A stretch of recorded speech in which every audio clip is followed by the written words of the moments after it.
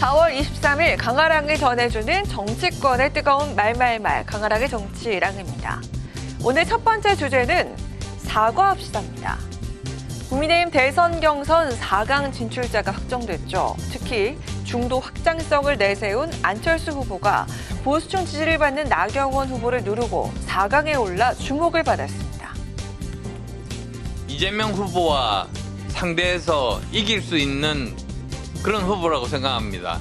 우선 도덕성에서 그리고 또 여러 가지 분야의 전문성에서 AI를 제대로 산업화시킬 수 있는 사람이고 그리고 또 의료 대란을 종식시킬 수 있는 그런 사람입니다.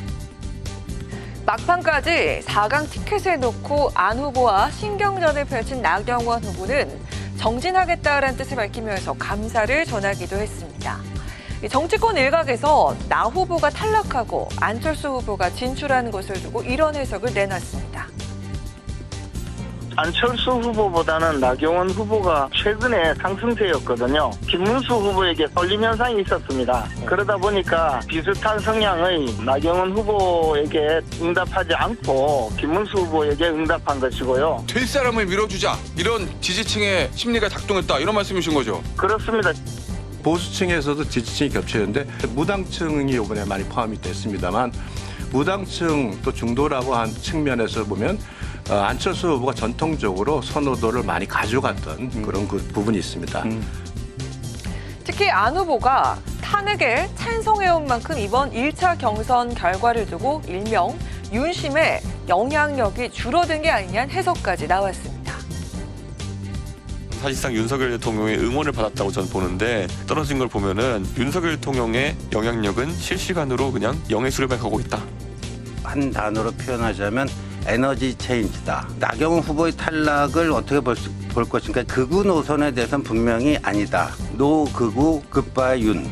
뭐 이런 정도로 정리할 수 있지 않을까 싶습니다. 이런 가운데 안 후보는 최종 경선에 든 후보들을 향해 탄핵의 강을 건너 통합의 길로 가자며 진심 어린 대국민 사과를 제안하기도 했습니다. 오는 27일부터 양일간 진행되는 2차 경선은 당원 투표 50%, 국민 여론조사 50%를 반영하는데요. 이번에 컷오프된 4명의 표는 향후 경선에서 어디로 쏠릴지 관심이 모아지고 있습니다. 이어서 오늘 두 번째 주제는 공공의대입니다. 민주당 지역 경선에서 압도적인 지지를 받고 있는 이재명 민주당 후보가 이번엔 공공의대 설립 공약을 내놨습니다. 지금 여러 가지 윤석열 전 대통령이 남겨놓은 난제들이 많이 있습니다. 그중에 있어서도 의대 의료 갈등 문제가 있죠. 우리 정원과 둘러싼 이 부분은 새 정부가 정교하게 풀어나가야 될 거고 이미 저희들이 여러 차례 공약이라고 할 바에 정책을 추진한 게 있습니다. 아플 때 국민 누구도 걱정 없이 제대로 치료받을 수 있는 사회를 만들겠다면서 공공의대 설립과 지역의료원 지원 확대를 약속한 건데요. 지난해에도 의료대란 피해가 계속되고 있는 점을 지적하며 공공의대 설립을 언급한 바 있었죠. 국민 건강권을 위협하는 의료 대란 사태 조속하게 해결해야 합니다. 급할 때만 상황 모면용으로 공공의료에 기대고 무작정 의사수 증원만 밀어붙이려 해서는 안 됩니다. 지역의사제나 공공의대 설립 같은 필수 공공 지역의료 확충 방안을 제대로 본격적으로 검토하고 시행해야 합니다. 민주당은 지난해 7월 71명의 의원이 동참해 관련 법안을 발의한 바 있습니다.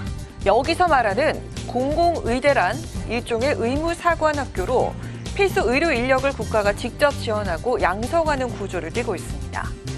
공공의대 설립 움직임은 지난 문재인 정부에서 시도됐지만 의료계의 거센 반발로 부딪혔던 정책이기도 하죠. 의료계는 공공의대 설립의 필요성인 일부 공감하면서도 실현되기 어려운 과제라고 꼬집었습니다. 더욱이 공공의대 신설 자체가 의대 정원의 추가적인 증원을 뜻하기 때문에 두 사안을 분리해서 논의하기도 어렵다는 입장을 보이고 있습니다.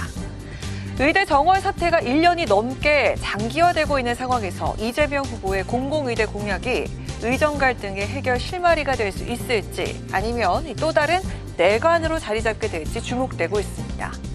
지금까지 강아랑의 정치랑이었습니다.